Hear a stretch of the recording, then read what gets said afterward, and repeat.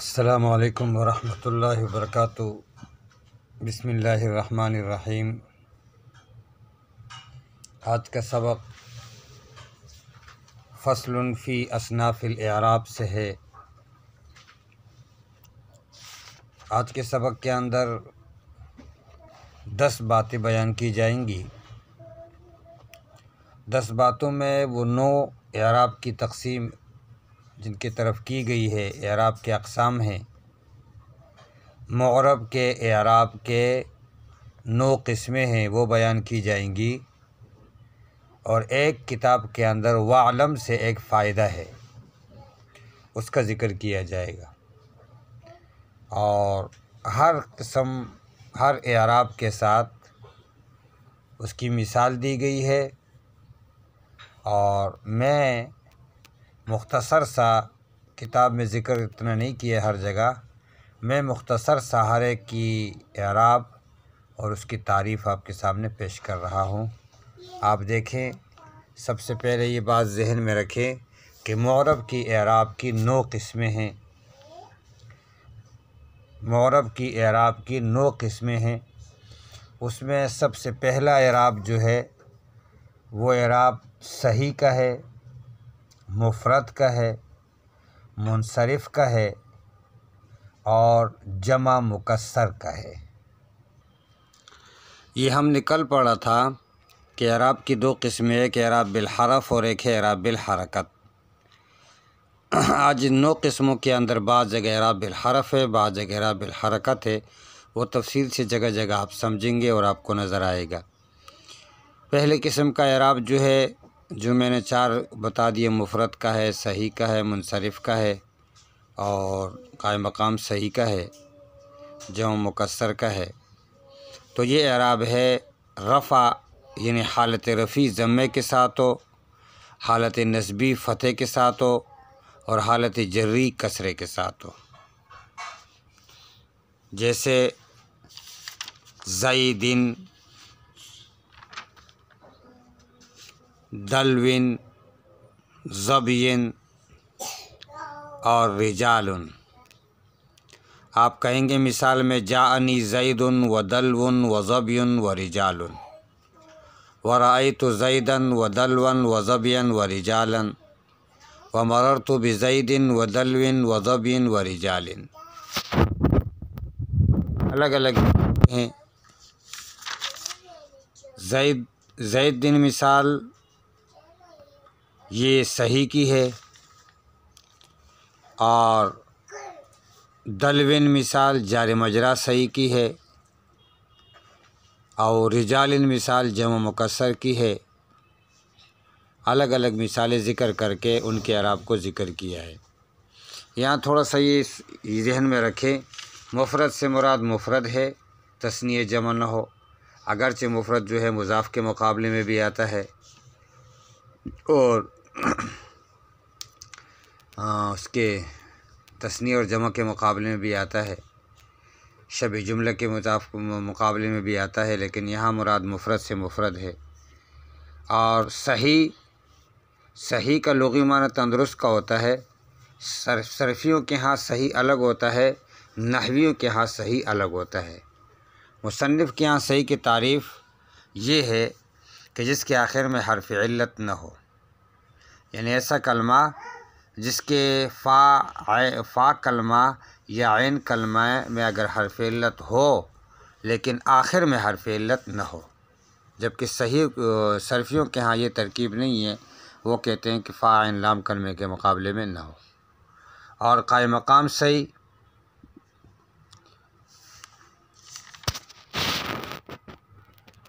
وہ ہے کہ جس کے آخر میں واو ہو یا یا ہو اور ماقبل اس کا ساکن ہو، جیسے دلوین ظبین میں۔ اور جمع کا مراد وہ ہے کہ جہاں مفرد مقابلے میں ہو، تثنیہ اس کے مقابلے میں جو جمع آتی ہے۔ اور مکسر، جمع مکسر وہ ہے جس کے اندر بنائے واحد سلامت نہ ہو، بدلی بھی ہو۔ اور منصرف نحوی کے ہاں اس کو کہتے ہیں کہ جس کے اندر اسباب معنی صرف کے 9 اسباب میں سے کوئی ایک سبب یا دو سبب یا ایک سبب جو دو کے مقام ہو وہ نہ ہو، اور اسباب منع صرف 9 ہیں، وہ آگے آئیں گے: عدل، وصف، تانیث، معرفہ، وجمع، جمع، ترکیب، وزن فعل، الف نون زائدتان۔ اعراب کی دوسری قسم جمع مؤنث سالم کا اعراب ہے، وہ ہے حالت رفع ضمے کے ساتھ، اور حالت نصبی اور جری جو ہے کسرہ کے ساتھ۔ جمع جب کہا تو اس سے مفرد نکل گیا، مؤنث کہہ دیا تو مذکر نکل گیا، سالم کہہ دیا۔ جمع سالم اسے کہتے ہیں جس کے اندر بنائے واحد سالم ہو، لیکن یہاں جمع سالم سے مراد نحوی کے ہاں وہ مراد ہے کہ جس کے آخر میں الف اور تا ہو، جیسے مسلماتن، آپ کہیں گے جاءنی مسلماتن ورأیت مسلمات ومررت، جاءنی مسلماتن ورأیت مسلمات ومررت بمسلمات۔ تیسری قسم اعراب کی جو ہے وہ اعراب ہے غیر منصرف کا، یہ منصرف کی ضد ہے۔ غیر منصرف اسے کہتے ہیں کہ جس میں اسباب منع صرف میں سے 2 سبب ہو یا ایک سبب ہو جو دو سبب کے قائم مقام ہو۔ حالت رفع ضمے کے ساتھ ہے اور نصب جر کے ساتھ ہے، لیکن اور حالت رفع ضمے کے ساتھ ہے اور حالت نصبی اور جری جو ہے وہ فتح کے ساتھ ہے، جیسے عمرا، جاءنی عمرا ورأیت عمرا ومررت بعمرا۔ اعراب کی چوتھی قسم یہ اسماء ستہ مکبرہ کا اعراب ہے، لیکن اس کے لیے چند شرائط ہیں۔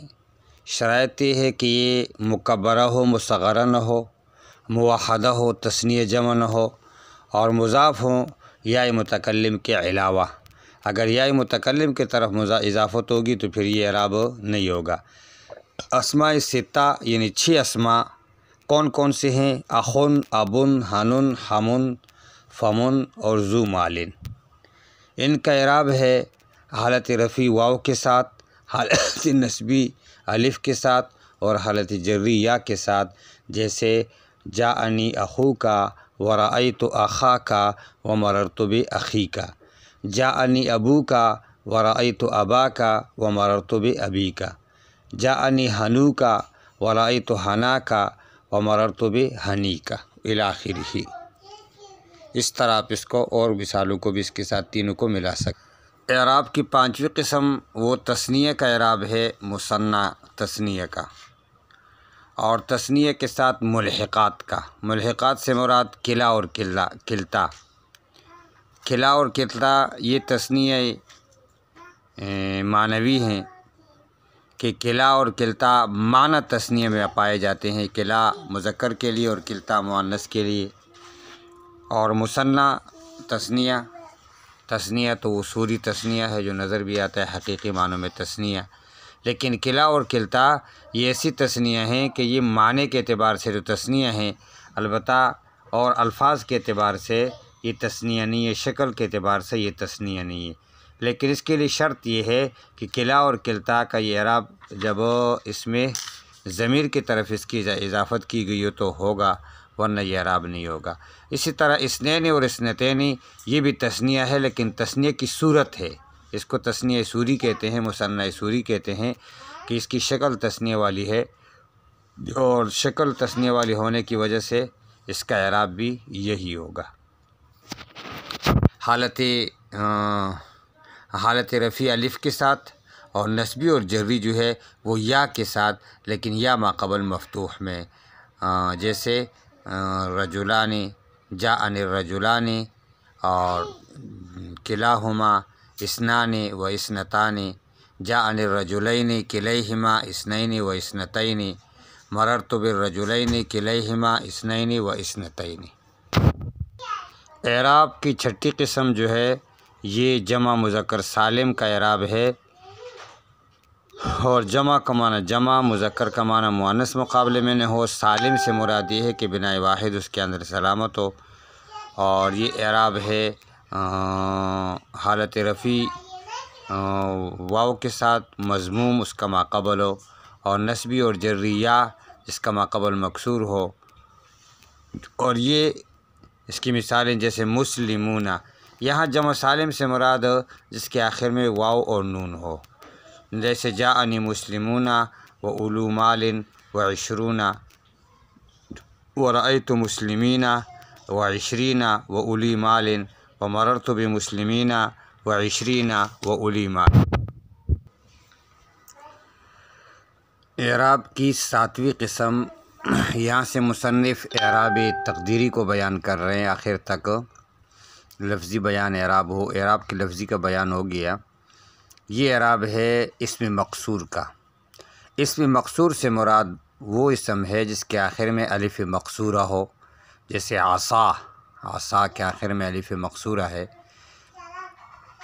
اور یہ اعراب اس وقت یہ مضاف کا بھی ہے جب اس کی اضافت کی جمع مذکر سالم، وہ اس اسم کا یہ اعراب ہے جس کی اضافت کی گئی ہو جمع مذکر سالم کے علاوہ۔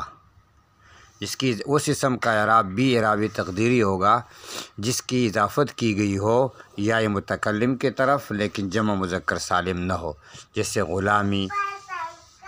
اب حالت رفعی تقدیر ضمہ کے ساتھ، حالت نصبی تقدیر فتح کے ساتھ، اور حالت جری تقدیر کسرہ کے ساتھ، جیسے جاءنی عصن و غلامی ورأیت عصن و غلامی ومررت بعصن و غلامی۔